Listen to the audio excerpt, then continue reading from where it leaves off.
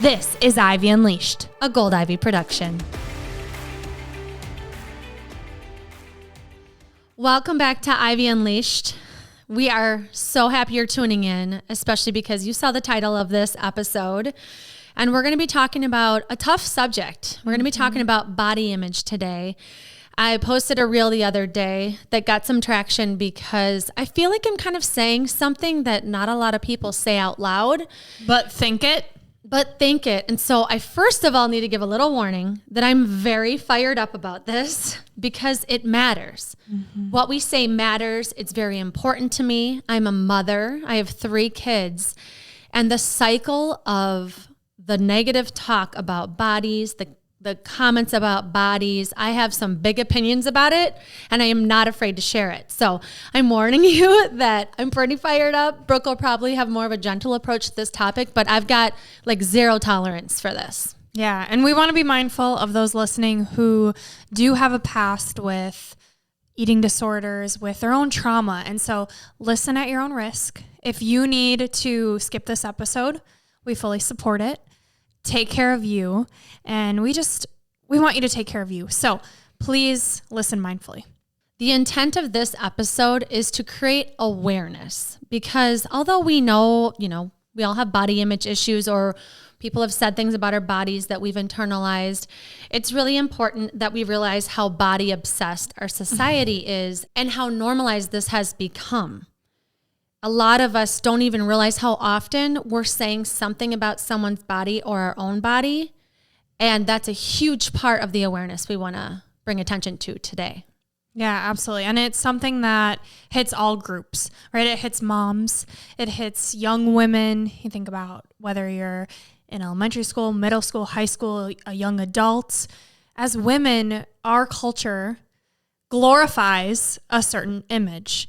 And there's a lot of mental health that goes behind it, psychology. And although that is the work of a therapist, we feel as coaches that this is something we hear every day. And in our own personal lives, we're hearing our friends, our family, whether they're commenting on their own bodies, our bodies, it doesn't feel good. Yeah. And it has a ripple effect. What you say is caught. It's caught by your kids. It's caught by your subconscious, your conscious. We think about how the brain works. We are constantly thinking about our bodies. Mm-hmm. And how it's men too. Like it's not just women. I mean, that's true. It's a big part of it, but it affects men too. And men say things too. And so it's really all of us. It's all age groups. It's all genders. It doesn't matter. It touches, like you said, all of us. Mm-hmm. And why it does matter is that mental health piece, right? And when we have a positive body image, we're more likely to have higher confidence, higher self-esteem. We can put our brain power and our energy behind things we want to be doing, things we want to be thinking of, cultivating more peace. Who doesn't want inner peace? And so as you're listening, think about how you think about your body, what you are saying to your kids, comments you're making. And if this is something you're really struggling with, there's no shame in getting help. Mm-hmm. Yeah. And we got some information from the National Eating Disorders Collaboration. And I think it's just important to hear some definitions because it creates even more awareness around oh, I actually do that. I thought I was in a pretty good spot, but I must really think about my body more than I thought I did. And so they put a couple definitions on, if you are to have a positive body image, that means you have higher self-esteem, self-acceptance, and you have a healthy outlook and you have healthy behaviors when it comes to your body. So you're in tune with your body, you respond to the needs of your body, without judgment. And then body dissatisfaction occurs when a person has persistent negative thoughts and feelings about their body.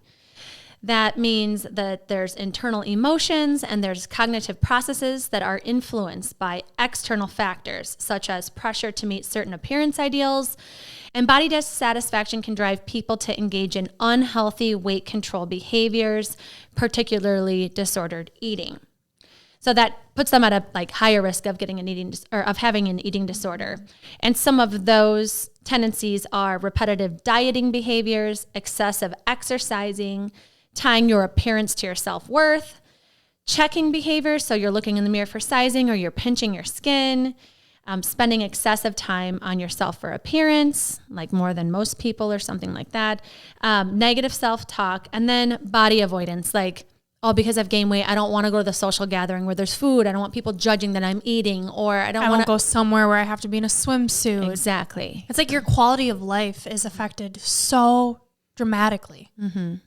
And something we really want to talk about is why this happens, you know, because we do want to share some empathy in that this is what we have seen and heard. Of course, we have body image issues. Like when you think about starting from puberty, right? We just naturally, our bodies start changing and it's different than your friends. Like for me, my friends started getting boobs and I was like, what the hell? You know, like, where are mine? Yes, they never came, but it's all right. But it's just something to think about is like, that naturally happens, right? Like bodies start changing, we start noticing, we feel weird about it. And then it just gets worse because people make comments on it. So, you know, we can all think of our childhood and how it felt when someone said something about something that was changing in us. It doesn't feel good. And it, you know, I think we get used to how that feels because it has happened so much in our life. And then we perpetuate the cycle. But in reality, if you remember back then how bad that felt, or like you probably had some like internal signals that said like, I don't like that when you talk about my body because I hated it. Yeah, because I'm sure people commented on your body, just like people commented on my body. Like, I think as generations become more aware, like we are at a better spot than we used to be. Back then it was just what you did. Like right now I'm watching The Marvelous Life of Miss Maisel on Amazon Prime, which I highly recommend. And last night I'm like, I just want a funny show. Right. So I'm watching it and it's from way back in the day. And every day since this girl was young, she measures her thighs, her waist, her bust to make sure she's proportionate. And her friend is like reading this journal, like, you did this every day? I'm like, here I am trying to watch something funny. We're recording on this topic. And I'm like, and it's just so normal. But you see her, she looks great. She's got big boobs. She's got a tiny waist. She looks beautiful. And then you think as a young girl watching that, oh, maybe if I do that every day, it'll help me. You know, it like that's how it perpetuates is it's not talked about. And I think it is now more than ever. But watching this show, our brains immediately go to, oh, that's a good idea. If she looks that way, you know, we've gotten comments about me talking about what I eat. And although I eat for a very specific way, and now as I'm growing up, in quotes, I'm eating this way because it makes me feel good. But for someone who might have a body image issue or disordered eating, they view it as, oh, if I do that exact thing, if I starve myself, I could look like that. And I think it comes down to self-worth. Yeah. Of how are your actions and how are your thoughts making you feel and wanting to do something differently. Yeah. And I mean, we grew up in the 90s and the 2000s. And during those times, the models looked stick thin. Like if you watched Victoria's Secrets, like nobody even had big boobs barely. It was just like, this is the ideal woman. And so of course we saw those things and that's how we think. And with social media, it's important to acknowledge, okay, I'm looking at these certain pictures, but what am I saying to myself in my brain when I'm looking at them? Am I comparing? Is it motivating me to like go outside and go for a run because it feels good? Or am I going for a run because I could never look like that? Do I feel less than by watching their content? And there's the comparison trap of social media, of the way they're acting. And I think what's tough just from personal experience is watching these people that have killer bodies, right? That have quote unquote the ideal body, and then they post what they eat and their actions and what they're drinking. And I've worked so hard to take my health back, not in a body standpoint, but just in feeling well, and how people can look like that by treating their bodies that way. And that's a vicious cycle too, right? So I'm not even saying just like I feel bad about myself. It's you're seeing what other people are doing, and whether you are aware of it or not, it's impacting you. I look at people, I compare, I have to have hard guardrails on my social media time.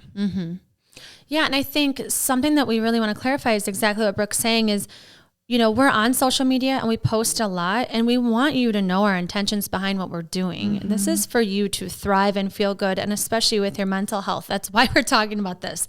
Is like, if we are posting something that we're eating, it's to nourish your body. It has nothing to do with your weight at all. And when we, 90s and 2000s growing up, what did we see all the time? Weight Watchers, Nutrisystem, whatever, like smaller meals, smaller this, track your this, eat less, eat less, eat less. And there was just this Dove commercial that came out that was like just showing how this is perpetuating in our society too, where this poor little girl is doing exactly what we said. She's like tracking how much she weighs and putting in a journal instead of like being in her room journaling about the boy she thought she was cute. She's journaling about how she wants to be smaller, and then she ends up in treatment for an eating disorder. And it's heartbreaking because what she saw and what she was around, what she was exposed to, created these feelings inside her. And these kids, their brains are forming. They are learning what's important. They are learning what gets attention. They are learning what to talk about. They are learning what gets celebrated, right? They walk into a room with their mom and their friends are like, look how skinny you look. Of course she's going to want to be skinnier.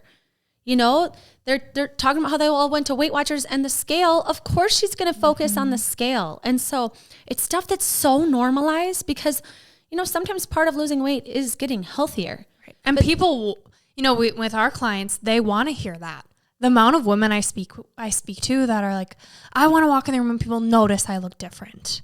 Mm-hmm. And maybe that's different because your efforts are celebrated and, they can tell that you're looking healthy. And I think it depends on exactly what's being said. Mm-hmm. Right. So it's not to say that you shouldn't celebrate getting healthy, but you also shouldn't be commenting on other people's body. Tell them they look beautiful and call it a damn day. Well, and even that, I do think, okay, if you're going to Weight Watchers with a grown-up and you talk about your weight with the grown-up privately, it is very different than when you walk in the room with your daughter or your son, right? And that is huge. And that's something that I really want to challenge every adult with is if there are kids in the home, they can hear you. Mm-hmm. If they are anywhere in the vicinity of you, they can hear you and they know what's important to you by what you're doing. And it's not only your own kids. Right. Like if you don't have kids, you probably have nieces and nephews.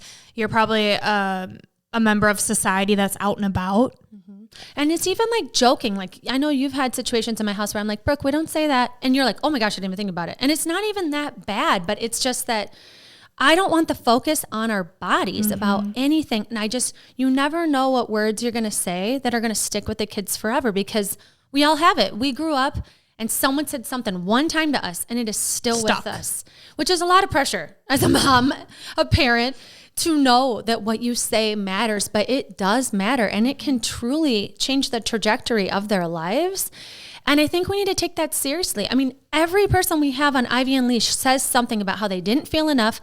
They didn't feel worthy enough. It was their childhood. It was their childhood. It was their childhood. So what you say around kids matters. Mm-hmm. They are like sponges and we need to protect them. And I want to encourage everybody to think about who you needed when you were a kid. What do you wish someone said to you? What do you wish someone asked you about instead of commenting on your body? What kind of adult can you be? Especially around little kids and even not little kids, like teenagers. And I just think something that we underestimate is that we can talk about literally anything else besides how you look. It is not that important. Like it is, and people notice, yes, like my kids will be like, oh, where are you going, Mom? When I'm like dressed up or something, they notice, but then we quickly talk about something that matters more. Like, what are you passionate about? Oh, you're 8. What are you thinking about when you get older? What do you want to do? What do you want to be? Or how was your trip? Or how's second grade? What's your favorite part about your day today? There are so many more important things to focus on rather than what somebody is wearing, how somebody looks, because it never makes us feel anything deep down in our soul, like uplifting or inspiring. You know what I mean? Yeah. Yeah. Even if you're an adult. I remember when I moved back from Florida to Minnesota and I was sick and I'd lost a lot of weight. And in college, I ate, I partied, I lived my best life. And then I made a complete 180 with my health and losing weight was an effect of that. And when I came home, everyone commented on how different I looked. Oh my gosh. I'm like, was I fat before? Like, why are you commenting on my body? Mm-hmm. Or even people would be like, you're looking really thin. Like, are you telling me I look sick? Like, it never feels good. Because I am insecure about how terrible I feel. Well, right. And some people want to be told those things, but like they think they would want that. And it doesn't feel good either. It means like you're saying I don't look good. You're saying I'm too thin. Like that doesn't feel good either. Like none of it feels good. And it's also none of your business to talk to me about it. Yeah. Ask how I'm doing. And if I want to talk about my health journey and losing weight, like that's on me. That's something I can talk about. And spinning it into a positive light, I think is so important when we're talking about these issues because it is self-worth. We tie our image to our worthiness, to being liked, being valued. And it is such a vicious cycle that you're right. It does start from a very young age. So what can we do now? You can talk to yourself a lot nicer and your kids, the kids around you will pick up with that. So by just spinning that positive self-talk, you're crowding out the negativity. And that takes A, awareness, and B, the intention of wanting to do it, wanting to have a better relationship with your body, which who doesn't? Right. And it might feel foreign, right? Like saying something nice to yourself, especially in this category, if this is something you've been struggling with, it's going to feel uncomfortable to embrace something about your body that you love. But it's just like anything else. It just takes some practice because your body keeps you alive. It keeps you moving. It gives you the capability to do what you want. And so it's waiting for you to appreciate it. It's waiting for you to notice things that you love about it. And then when you do that, it just releases some of the tension and stress in your body. It's like this waterfall effect. And so the website that we were, or the National Eating Disorders Collaboration also talks about like other things that we can do, like something that Brooke and I also really love to talk about are positive health goals that have nothing to do with the scale, right? Where you're thinking about, I really want to show myself what I'm capable of. I want to sign up for a race. That's a health goal. That's something super fun. Or I want to drink a ton more water because my stomach has been so messed up. I know I don't drink enough water and I want to just feel better throughout my day.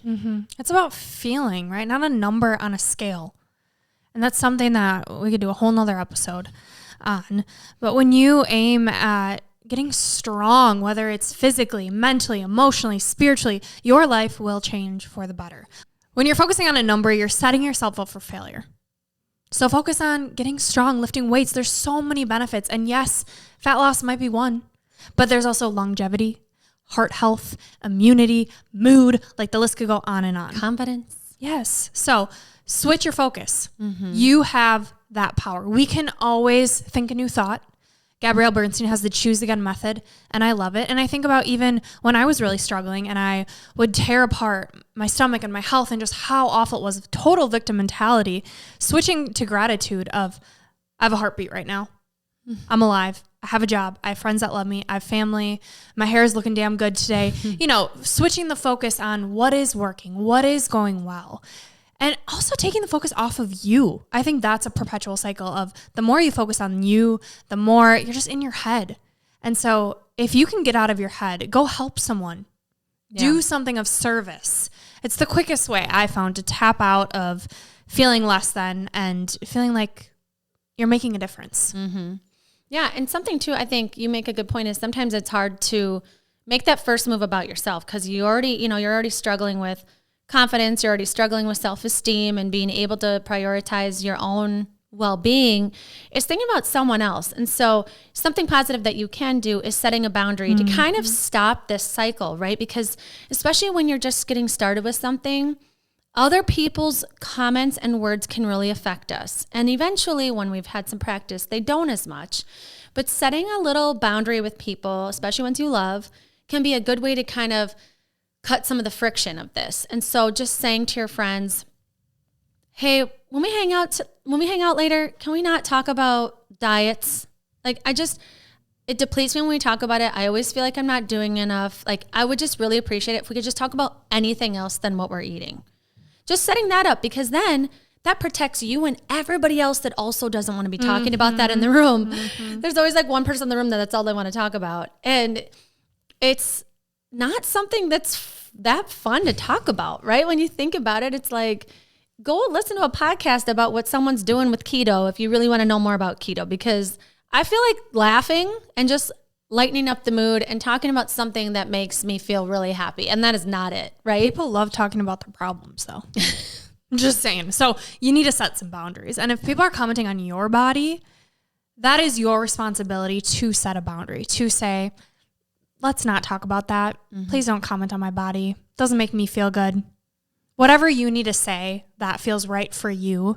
And starting to practice small boundaries. I feel like right now on the podcast, we are talking a lot about boundaries. Like every guest we've had on in the last month has said something about boundaries. And so it's scary. It's foreign if you've never set a boundary. So practicing, like doing the ladder approach, like Haley Page mentioned, where you just set a little boundary and then you're starting to protect your peace. Yeah. And a way to say that to them might not feel that uncomfortable is like, hey, something I'm working on is I'm trying not to comment on anybody else's body. Including my own. And so can we just practice it for tonight? You know, just like to ease in it. Cause then it's on you, right? It's your boundary. It's your thing. So it's like, hey, in our household, we're really practicing not talking about bodies in front of our kids because we kind of feel like it's inappropriate. We realize how much we do it and we're trying to stop. So we would really appreciate it if you could join us in this practice of really trying not to do that around the kids. Yeah, I like that. It's a putting it back on you. Because what are people going to say? No, I'm not going to respect your house rules. I mean, some people might. They really might. And it might be like, okay, well, that's totally your call and totally fair. We just might not be around as much. And like, there's the door. And we might just leave or, you know, whatever. We might not be in your space because we don't feel comfortable with that. Yeah. And that's fine. You got to do what's best for you and your family. This is your life we're talking about. You have the power to protect your peace and you must. Something I keep thinking about is the need for asking for help. If you are really struggling, ask for help. Today's episode with Neetha Bhushan, she says that when she asked for help, it was like the valve above her just opened and the steam came out and her bricks that were weighing down on her just melted away. And that is the power of radical honesty, of saying what you need and having no shame around it. Like we said, our society does not set us up for success. Maybe your childhood, even if it wasn't in the home, but your classmates, whoever had an effect on you, this is something that people deal with for a long time. And there's always help. And it just takes you making that one uncomfortable step to reach out, find therapy, look for resources online, listen to a podcast like this. Like commend yourself right now for listening to this podcast. Yeah. And Brooke and I are your girls. If you feel like you're in this cycle that you cannot get out of, the women that hire us for coaching, this is like, I would say 90% of the time what they want help with first before we can even move into taking care of yourself, because it's to shift the focus away from what we look like into how we want to feel. And eventually more confidence comes, even body confidence, all of that comes. But it's just even talking about what happened as a kid. Like so many of my clients will be like, oh, I was in like kid Weight Watchers with my mom. It was for adolescence. Or I can't even tell you how many times my mom would like pinch my love handles or, you know, whatever it was that it's like, let's talk about those things and recognize where this comes from and that we can release this. We can let go of this. That was not okay. We can have some compassion for it and move through that. Like we grew up in a time that, of course, this is how we feel. Of course, this is what we're focusing on, but it's not doing anybody good. And let's release that. Yes. And how do we release it? Well, it's by bringing awareness to it, talking about it, letting it go, choosing what would be a better focus for you. How do you want to feel? These thoughts, these feelings are not serving you. So what do we need to do to shift? And like you said, the weight will come, the confidence will come, the energy will come. But right now, where you're at needs some love and attention. And that starts with a mindset shift. And that is the power of coaching. Thank you for tuning into this episode. I know that this is a lot to think about. It's a lot to unpack. And all we're really asking you to start is just to start to notice. We all do it. We all do it. And I just want to beg and plead everybody just to do it less. And just to be a little bit more aware of little ears and eyes that are watching you, because this is going to affect generations to come if we don't truly dig in and do something about this. Being the person that you as a kid would have felt safe around. Be the person that you as a kid would have felt like they're seen for who they are, not what they look like. And that says things to them that really empowers them to chase their dreams or to just do something silly or fun with. And that they can truly just be a kid and not think about these things. Yeah. The freedom that comes with being aware, tuning in, being intentional with what you're saying and what you're thinking. You can reframe the thoughts you're thinking. You can rewire your brain, which is wild and why we're obsessed with the brain. Just because you feel this way and you think this way doesn't mean you have to forever. And that is so empowering and freeing to think. So take the step. Schedule a therapy session, reach out for coaching, listen to another podcast that dives a little deeper, has some more science that intrigues you behind it. Do the work to set yourself free. Mm-hmm. There's so much more that we can focus on that uplifts us and connects us. We want connection with people. It's not going to be through talking about our bodies. Mm-hmm. It's going to be about truly connecting to who we are so we can truly make an impact. I really think that we can change this cycle, and I'm so happy that you tuned in so that we can do this together. Amen, sister. All right, and for your 3 gold stars today, first one is to start noticing how often you greet someone or someone greets you, commenting on their or your body. 2, set a health-related goal that has nothing to do with the scale. So strength train because you want to prevent injury, drink some more water for better digestion, sign up for a race to show yourself that you can. Yeah. And number 3, decide on a boundary that you could create in a relationship that would protect you and future generations from further body obsession. For example, I don't want to talk about weight anymore. Please don't comment on my daughter's body. It would be better for her self-esteem if we focused on anything else. Literally anything else. I'm hoping to laugh and smile tonight, and talking about our diets just doesn't do it for me. Let's talk about your day. How are you doing? Beautiful. All right. And lastly, your piece of gold.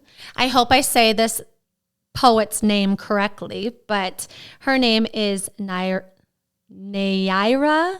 Waheed, and she says, "And I said to my body softly, I want to be your friend. It took a long breath and replied, I have been waiting my whole life for this." This is Gold Ivy signing off. Listen to your truth and go chase your gold.